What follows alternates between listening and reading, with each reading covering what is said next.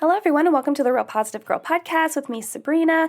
This is the show that's going to help you become your best self. And today we're talking about the makings of a healthy relationship. But before we get into that, as always, I want to invite you to come say hi to me on Instagram. I am at Sabrina Joy Perozzo. I would love to hear from you, chit chat with you, answer any questions, comments, concerns, prayer requests. I love those. Feedback, topic suggestions, or if you just want to become friends online, I would love that as well. If you prefer, you are welcome to email me at realpositivegirlpodcast@gmail.com. And you're also welcome to fill out the contact me section on my website, which is sabrinajoy.com. And you will be able to sign up for the newsletter that's going to pop out here at the end of the month. And last but not least, there is a link for you to download my current free opt-in, which is a 50 questions on how to become more self-aware. And it really just starts that conversation with yourself of how can I increase or begin my self-awareness and know myself better. And it's really cool and it's really helpful. So check those things out. Those are in the show notes below. But let's go ahead and jump into today's topic, which again is the makings of a healthy relationship. So me personally, I have been married for over 15 years now. It'll be 15 and a half in June. And I'm really proud of that. You know, it's a long time. And unfortunately, it's not a contest, but it's a lot longer than several of our friends that also got married around the same time that we knew in college. And it kind of makes me sad, but, they have decided to part ways and find, a new partner, someone better suited for them for whatever reason. But I'm still we are so stoked that we've been married this long. And we work really hard at our marriage. It's really important to us because we love each other dearly and don't want to take anything for granted. And I'm not saying that we haven't. We are working to continuously not do that. And my relationship with my husband is really great. I love him so much. He's great. But it isn't perfect, right? And I will be the first person to admit that to you. And I do not feel shame in that. It's not perfect. I don't believe anyone's relationships are perfect. Today we're talking very distinctly about romantic relationships, but I feel like the tips that I'm going to give you will definitely bleed over into friendships or maybe even family relations because they're very core values and ideals of a good relationship. But I don't think anyone's relationships are perfect. It might feel perfect because it flows pretty easily and you feel like you're able to just, get along and get things done and decisions are made and arguments and fights are, done and dusted at some point. But there are still going to be, disagreements and miscommunications to deal with, which can hurt or which can cause hurt feelings because someone doesn't feel like they were heard or someone didn't understand clearly, and the desire to have something, said again or elaborated on wasn't asked because sometimes your ego and pride can get in the way of that because you want to be like, oh, I know how to do everything the first shot, the first time, and be able to just figure it out, those kind of things. And for my husband and I, we had to take the time to learn how to communicate with each other better to get through issues we were experiencing because it would end in each of us being really upset or me being my people pleaser self, ridiculous, just agreeing with whatever he said and wanting to get the argument to end as soon as possible because I definitely am a person that I feel like more now I enjoy confrontation. I enjoy it because not necessarily from an aggressive standpoint, but I feel like confrontation allows me to really lean into my ability to be assertive while being respectful. But I feel like in the earlier years of our marriage, I really wasn't leaning into confrontation unless it was literally just finding some sort of comeback to say in a heated argument. And that's not really the most healthy. And I want you to also know that you're oh yeah, you've been married for all these years and you feel like you know everything about relationships. Absolutely not. Absolutely not. Like I said, our marriage isn't perfect. I don't ever expect it to be perfect. It's we're continuously working to work better as a team cohesively more and more at every single freaking day, right? And these are just like based on my personal experience and also based on research, right? Everything that I share with you guys or talk to you guys about is not just based on my own personal experience or what I've gone through, what's helped me. Absolutely not. It's going to be based on actual research and what other people have gone through, right? So I want you to know that. I'm not here to be like, I'm the best. I know all things about relationships. No, I don't. But I'm here to tell you what I do know and what I have learned. So in our marriage, there were many years when some things weren't healthy or as strong as it could have been. For sure. We definitely recognize that. But we made the decision to get couples counseling, and that was only a few years ago, to strengthen our communication skills, which we knew would strengthen our marriage. Like that was the key. That was definitely the outlook that I saw of like, okay, if we just work on this, because anytime that I would reflect on like an argument or an issue that we're having, it would go back to communication issues. We just weren't able to express how we felt or what we meant or what we needed. And, expectations and assumptions were all mixed in there, and it caused some trouble. So if you have experienced that or are experiencing that, or maybe you're just going to be on the lookout for that, then you'll know it's just like communication skills is like one of the top ones. But just, in general, relationships are a ton of work, right? I feel like sometimes our pride wants us to believe that they're not, that it can be easy if everyone just does their part, but a lot of us don't even know like what our part is, or half of like a partnership doesn't know what their part should be, and the other person is being passive aggressive about what that should be. You know what I mean? Relationships can feel easy in the beginning, which is great, right? It's nice. Those experiences provide hope that it could be that way a good portion of the time that you're together. I really truly believe this, because it's like, okay, well, there was a reason why you got together. There's a reason why it feels really good in the beginning, and how it's like makes you happy and smile and provides that inner fulfillment of finding that person. But there will come times when you need to agree to disagree, compromise, or do something else to move past any conflict, problems, misunderstandings, those kind of things. And no one is perfect. So mistakes will absolutely be made.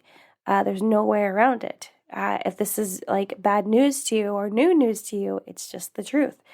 So, mistakes being made, expecting people to be perfect, this can sometimes compromise a ton of feelings at once and cause even more trouble. So, it might sound like that I am kind of being a Debbie Downer about, I apologize if your name is Debbie. I don't mean that any negative way, but I'm kind of being a downer about, relationships. I'm not, because clearly I'm in one, and I have relationships with my friends, and I love the one I have with my husband. It's kind of like good to be realistic about what needs to happen for it to be the best that it can. But even beyond communication issues, we might not consider how important other aspects of a relationship can be to us if we don't know the makings of a healthy relationship. Like I was talking about before, we all might not realize like what we need to put into it to get out what we want or what would be best for both in each and everyone, right? Because, falling for someone because they like contribute to your happiness, have the same like interests as you, treat you nice is all well and good. But not really, those things are not really the framework needed to decide if the relationship is going to survive any issues, whether those issues are known or unknown. Because I don't know if you've been in a relationship like this, but if you go into a relationship knowing the other person like has personal issues that they're still currently dealing with, that's what I mean by known. So if they have known issues, right? And you don't understand what is actually needed in the framework to know if that relationship's going to do well or not, then it could cause issues. So an example would be, it's like if my husband didn't know, or he knew, well, he did. So let's just say my husband knew going into our relationship that I was struggling with my mental health and I was cutting. And it's definitely a conversation we had about it and what I need to do to stop from doing it. And so that would be like going into the relationship knowing of an issue that is already known. But maybe if we had gone into the relationship with him not knowing, that would have caused even more problems. And it would have been even more difficult not realizing everything else that was needed to create a healthy relationship despite any issues that I was bringing into the relationship, right? And I honestly feel like we're all bringing, bringing our own personal baggage into relationships. Some might just be more prevalent than others. I would say definitely my issue with cutting was more prevalent than any issues that he had coming into the relationship. But it's just like those very, how should we call them? I didn't actually make a note about this, but it's very like not aesthetic, but just like outside, like vanity things, those vanity metrics of a relationship, of being interested in the same things and them like making you feel happy and treating you well and taking you out to nice dinners or whatever it may be. Those vanity metrics of a relationship are not going to help you get through the hard times and the disagreements and the misunderstandings. And even like a breach of trust, and being able to, actually forgive them and give them grace for making mistakes.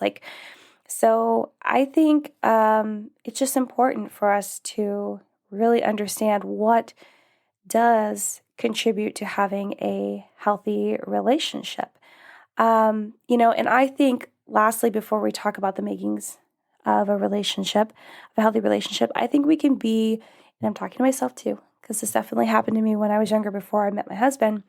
I think we can be so insecure about ourselves that we latch on to the first person that shows tons of interest when we need to take the time to consider so much more. We think that we're not going to find someone, or this is the person, because they're just ready, willing, and there, and they're willing to say yes without you having to convince them or anything like that. That is not like a sign for you to be like, yeah, this is it.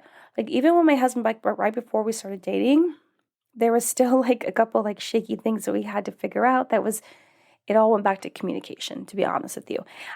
So, just because it feels so easy in the beginning doesn't mean it'll be easy forever, but just because it's really hard in the beginning doesn't mean it'll be hard forever.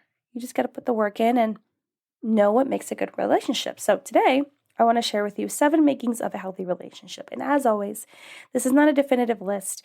If you want to know how to have a healthy relationship, I implore you to ask maybe a professional, maybe like a therapist, or you can go online and do your own research. Google is like your best friend for that, and really dive into more topics that you can look into if you feel like the 7 that I am about to provide you are not enough to know how to have and build a healthy relationship. Okay, so let's go ahead and jump right in.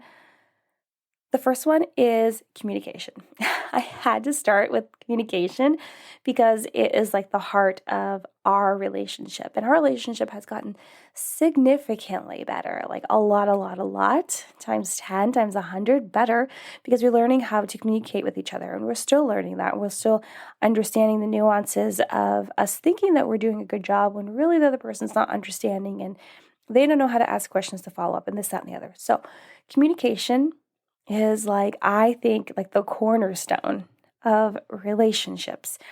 So it's important in the communication to be honest and open. So you don't want to lie. You want to tell the truth, obviously. And you don't want to, because I know some people will think well, what if I give a white lie or I withhold information?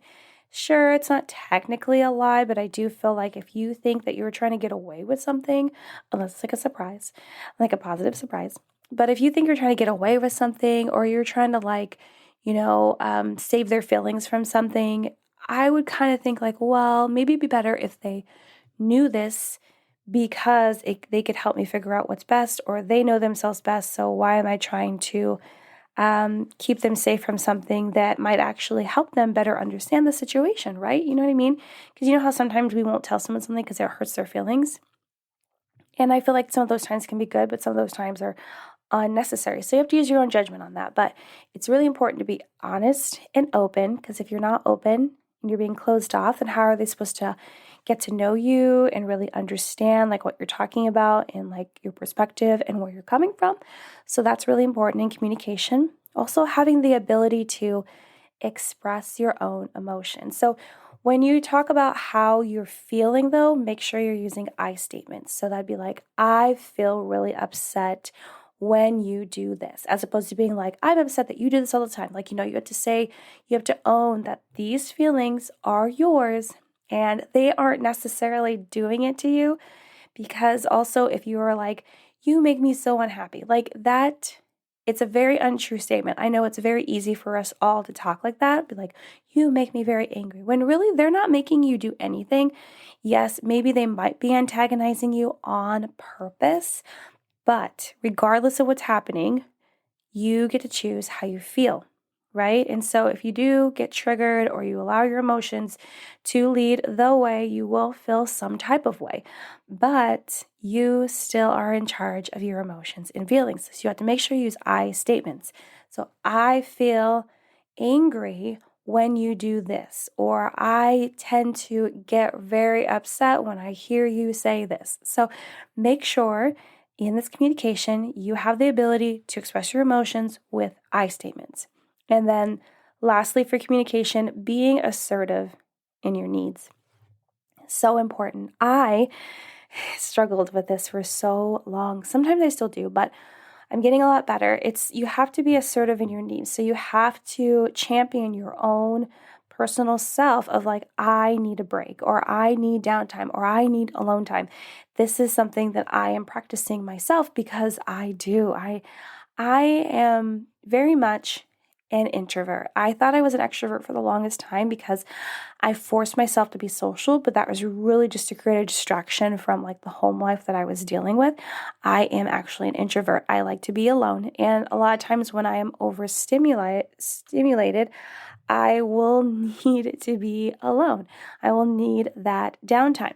And it's very interesting because I'm married to an extrovert. So, that doesn't always sync up, but it's important to champion what you need, though, to be assertive about like, hey, I need some downtime right now. Or, hey, something else that I'm learning to do that we learned in therapy is to be like, I need a hug. Like, I need you to give me a hug, or I'd like a kiss, as opposed to previously, sometimes I'd be like, oh my gosh, I needed a hug, but you're not giving it to me, or I need a kiss and you're not giving it to me, and this, that, and the other. And being passive aggressive about the things that you want generally doesn't get you the things you want. I mean, they do in the moment, but it's not really going to set like a precedent of what you would like in the future, because it feels like you're attacking the other person and calling them out for not doing something that they did not realize you wanted because you did not express that you did. So be assertive in your needs, which means not being aggressive or passive. You're assertive, you're right in the middle, you're doing it, you're telling them what you want with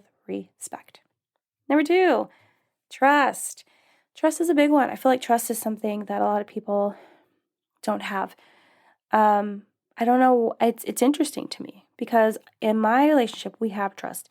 There were definitely points where we didn't have trust, but it had nothing to do with like other people. It had to do with me spending money that I needed to not spend and not really sharing that information with my husband, where we share a bank account.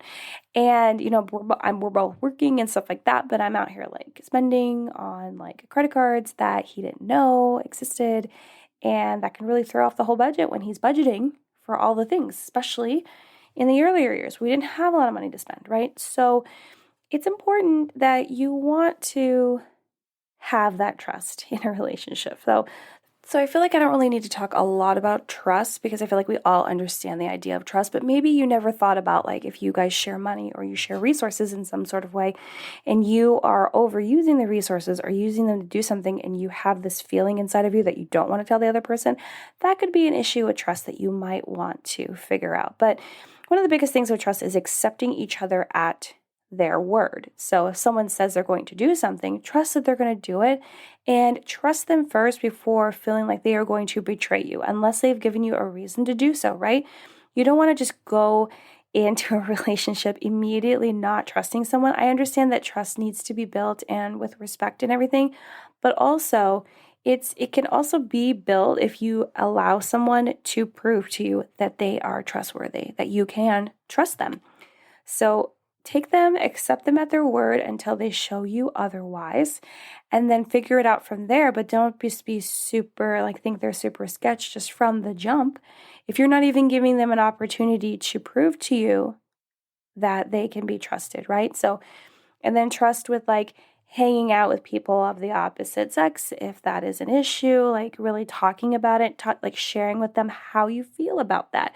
And then trusting that they will honor you and respect you in that way by not doing anything that you both have agreed is inappropriate in whatever way. You know what I mean? And so, but trusting someone to actually do what they say they're going to do, actually follow through with commitments and things like that, so that you both are on the same page in the relationship. Okay, number 3, appreciation. Appreciation is really important. It is something that I didn't realize that something that I really needed. It's funny because I knew that I liked being appreciated, but I didn't realize it was something that I needed to actually voice that I needed. And that's important. So once you figure out things that you actually need in the relationship in your life, it's important to tell the people that need to know, as opposed to just keeping that to yourself. And then again, maybe being passive aggressive about what you need, and then it coming off as something totally opposite than what you had hoped. So appreciation would be expressing gratitude for one another, being like, hey, babe, I love you. You're amazing. I just really appreciate that we're together. I appreciate all the time we spend together doing this, that, and the other. I appreciate how patient you are with me. I appreciate the hugs that you give me when I'm sad, and knowing that I'm sad in those moments, and all of these things. So really expressing gratitude for the person, saying it out loud, telling them in the best way that you can. And also just sharing what they mean to you. And I like to tell my husband, I appreciate how nice you are and calm you are when I tell you of a problem that I know you're going to want to fix. Or I appreciate, and this is something we've been working on, I appreciate you not jumping to finding a solution to whatever problem I'm sharing with you, and asking if I would like a solution, and just allowing me to vent first. And also me sharing what they mean to me is I appreciate how well they have been a teacher of my husband's really good at teaching me things about finances and stuff, because I didn't really learn that growing up. And really teaching me what that means and why we make the certain decisions we make, and savings and investments and all of these things. And so just really telling your person what they mean to you, how important they are to you, and how amazing they are. And then if they are not automatically doing that back in response to you, then I would maybe ask them if they could, or if they'd be willing to, or if not, then why. And not in an attacking kind of fashion, just being because also don't be butthurt if you do this and then they do it and they didn't do it first. How are they supposed to know unless you gave them some sort of tip, or if you told them that that is what you wanted. So yeah, appreciation, so super important. But yeah, just have that communication of oh, let's share what we appreciate about each other. And if they push back about that, just be oh, hey, well, why do you feel like that? And really just get into those conversations, because having conversations will just make the relationship even better and stronger, because you're actually willing to open up and be well, why do you feel like this? This is the way I feel. Is there a way we can come to some sort of compromise? Okay, number 4, individuality. Now, this might not sound like anything to you. You're okay. But it's important to understand that you should be your own person. You don't have to immediately become a carbon copy of your partner, especially if they are the type of person that's kind of already figured their life out and you're still working on that.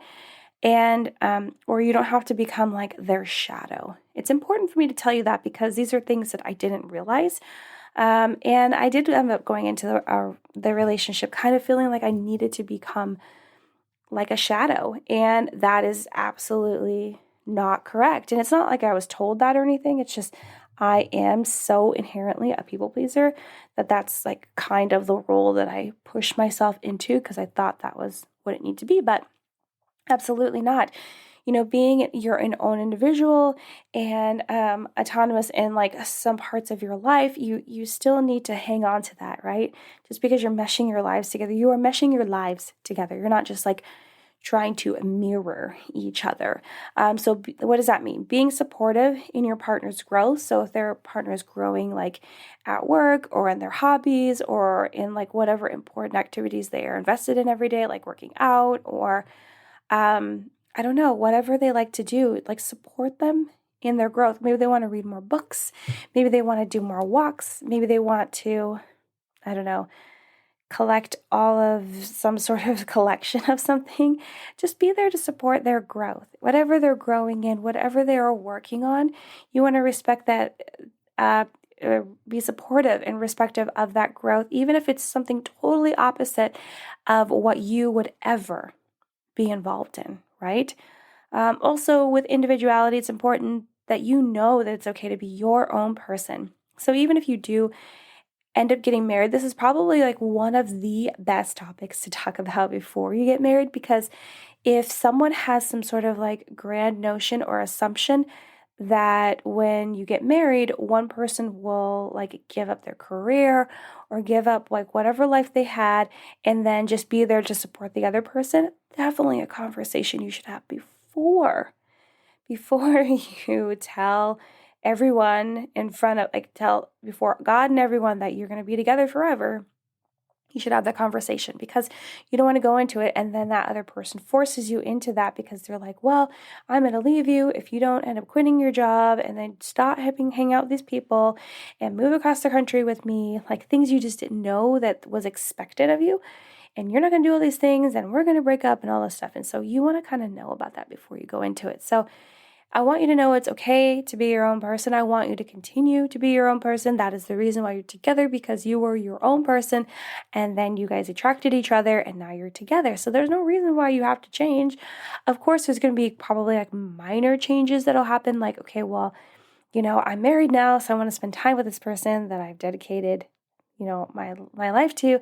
Maybe I won't be out at all hours of the night, but I'm still going to hang out with my friends. I'm still going to do my job. I'm still going to invest in these hobbies. Maybe there's some hobbies that we can do together, and it's okay if we do things separate because you don't have to become the same person just because you're together, right? So it's okay to be your own person. Also, you need to continue respect for not being the same. It's okay. And even if people start, something that would happen to us is people would poke fun at like, oh, well, she's still doing this or she's still like that, or, you guys are totally different. I can't believe you're together or whatever. It's just like, well, that's fine. Like people are going to have their opinion. They can have their opinion, that's just because they are having issues, like accepting that because it's different from what they ever thought or believed or could happen in their own mind, in their own narrow mind. And it also is just them like not dealing with their own judgments that are being passed on them or the things that their own personal issues that they're choosing not to deal with. So they'd rather spend time judging someone else. But it's okay to be different. It's okay to come together and be together, but still be different. Be your own individual person because that is what drew you guys together. So why would you want to get rid of it? I just don't understand that. So keep doing you together with your boo. Number 5, accountability. I just remember we only have 7, so 2 more after this. Accountability. Accountability is important in like every aspect of life, right? I feel like a lot of these are. But accountability would be like accept responsibility. So if you make a mistake, if you did something wrong, just accept that. Be like, hey, I did that wrong. That was my bad. That was my problem. I shouldn't have done that. Or I'm sorry that I like did that. It was me, right? Accountability is also like keeping your word, kind of like what we said, with trust, like keep your word, actually do what you say you're going to do, actually commit and do the things that you signed up to do. And if you can't, you have to be the person that's like, hey, I can't do this, give a reason or not if you want, and then that's it. But you have to be the person that's like, yes, okay, I said I was going to do this, I'm going to do this, but if I can't, I need to tell them that I can't, because that is the responsible thing to do. Also, along with accountability is minimize making excuses. So if you make a mistake and you own it, but you can't attach an excuse to it. You can't be like, oh, I'm sorry, I did this, but it was because of these 20 million reasons why. You need to just don't make excuses. Making excuses makes you look weak. It also makes you look like you're trying to be the victim. You're trying to get out of actually having that responsibility. It's like you're trying to put a facade of like, oh, I'm going to feel bad and tell them I'm sorry and I'm going to act like I'm accountable, but I'm going to make an excuse as to why it really wasn't my fault. And so they can feel bad for me and I kind of get out of it. So you're trying to get the best of both worlds when really you just need to be accountable. You just need to be responsible. You just need to own up to it, use it as a learning opportunity, and move on. Number 6, support. Support is really important in a relationship because, if you're talking, you got trust, you appreciate one another.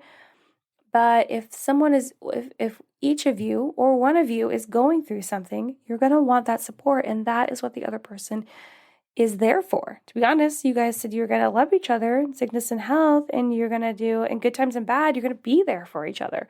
So in support, you want to be empathetic. You want to like listen to them and try to see in their way of like what's going on and what they're going through and how that might feel, and just really like, be there for them and try to, next thing, practice good listening skills. Practicing good listening skills, like one of the best points of life, really, but of support. Because even if you don't feel like you can really be empathetic, even if you feel like you just don't understand what they're going through, there's no way you ever could, you can practice good listening skills by like listening to understand and not respond. So that means that you aren't sitting there already kind of formulating what you're going to say and not listening to them at the same time. No, you're going to listen to them. And then if they want a response from you, you're going to ask them for a second so that you can kind of like formulate a response in your mind because you are 110% listening to them, and then give your response. So practicing good listening skills is one of the easiest things you could do to make people feel important and supported, and especially helpful in a relationship. So be empathetic, practice good listening skills, also have an open mind to their perspective. This is something that I've been talking to my husband a lot because it's hard for him to, and I don't like mean this in a negative way, but it's hard for him to see someone else's perspective. He's getting better and better at it. And he's just like practicing being like, oh, okay, that it makes sense why you feel this way because of this. And sure, I get what you're feeling now, or I get why you're upset. And it's important for us to have an open mind because, yes, maybe we wouldn't be upset or maybe we wouldn't have reacted the way that someone else did. But if they tell you like why they're thinking this way, you have to like open your mind to be like, okay, these are their circumstances. This is the reason. And this is what happened. Sure, I can see how these dots all lead together to the end of what happened. So having an open mind to their perspective, really just in general in life, will help you to be so much more understanding, but also to get answers as to how do we end up here, to be honest, right? And it can also help you to give people grace even more because you realize that sometimes people aren't trying to be malicious on purpose. They were just super naive to what was happening, or they thought it was going to turn out one way and it didn't. It turned out another way, and they had maybe less information or understanding of how things were actually going to work, right? So be empathetic, practice good listening skills, and have an open mind to their perspective. Okay, number 7, and the last one to share with you guys is respect. Respect. It's a good one. It's a helpful one. It's an important one. Respect is like willing to compromise. Sometimes you're going to have opposing thoughts, decisions, desires, and no one wants to budge and just like jump over to the other side. Well, you have to have enough respect for that person to understand why they want what they want, and then maybe like compromise, be like, okay, well, can our relationship best serve you by going this way and then having my part go this way, or whatever it is. So figuring out a way to compromise is definitely a way to respect each other because you're not just totally cutting the other person out. You're being like, I understand that what you want is important too, just as much as what I want. And we're going to figure out a way to make both sides work. Another one would be create solutions by working together. So you're on the same team. I recently saw someone's Instagram story where they were giving marriage advice to someone that recently had gotten married. And their little one-liner advice was like, remember that you're on the same team. And so when you're in a relationship and you guys need to figure something out, it's important for you to realize that you're on the same team. You need to work together to come to a solution that involves both of you, or how you guys should, reconcile in some sort of disagreement or a fight. And so really good solutions that's going to work for everyone obviously will be created by working together, even if that just means that someone comes up with a solution and you run it by the other person to make sure that they're okay with it, like real okay with it. And then by being a team, because if you're just going to continue to, what's the phrase? Just butt heads and not come together and work together, then there's no reason for you to be together. Like, why would you do that? You'll just continue to butt heads like over and over and over again. It'll just become exhausting. And then it's like, well, why are we together if we can't even make decisions together and figure things out together and problem solve together, which is so super important. So creating solutions by working together definitely demonstrates respect, because you're like, okay, I understand that you're part of this partnership. We need to do it together, and we both need to be involved, and as happy as we can, we be with the resolution. Also, respect is no unknown expectations. So you're not holding expectations against someone that you expect them to be this way, do this thing without telling them. No, if you want those things, then you need to really lean into communication and tell them what you're expecting so that they can either live up to those expectations, agree to them, or not. That's just the plain and simple of it. Respect is also no demands. You don't tell someone what to do, you ask them. That's just the simple of it. You ask them. Even if there is no even if. You ask them. You do not tell them. You respect them enough that they are your equal, they are your partner. You ask them. And then the last part about respect is limiting judgment of the other. It's funny because I wrote limiting, not no judgment, because I write that because we're not perfect, right? There's going to be times where we are judging, even our partner, of why are you wearing that outfit? Do you not know that looks silly on you? Or why are you cooking this meal this way? I would never cook it this way in a million years. And, just different things like this, or why are you solving this problem this way? I would solve it this way. You want to limit your amount of judgment and more come to them with hey, I was just curious, why you're doing this way, or what's up with this, or whatever it is, rather than judging them. But that's why I'm saying limit it, because there's sometimes where it might be acceptable to be okay, well, let's talk about your outfit here. This is not going to work, especially if it's I would really say only if it's a two-way street. If it's a one-way street, that's definitely negating a lot of respect and communication and appreciation and many things. But if it's a two-way street, you're hey, we are open to judging each other on that, or we are open to judging each other on some other level where we both do this thing, and we are willing to help each other out because maybe we'll miss the mark. Who knows? So just limiting your judgment of each other and really just asking more questions to understand them better was really a sign of respect. But that is all 7, you guys. This was a long one. This was a long episode. But I hope that it's really helped to really give you some foundation and ideas of how to make a really healthy relationship. But thank you so much for listening to the Real Positive Girl podcast. Again, with me, Sabrina. I appreciate you guys listening, downloading, sharing the show. I'm just so happy every single time. I will never not appreciate it. Again, just check the show notes below for where to find me on Instagram, where to send an email, my website address, also where to get the free guide with 50 questions on how to become more self-aware. And that is it, my friends. So until next time, have a good one, and I'll see you next time. Bye.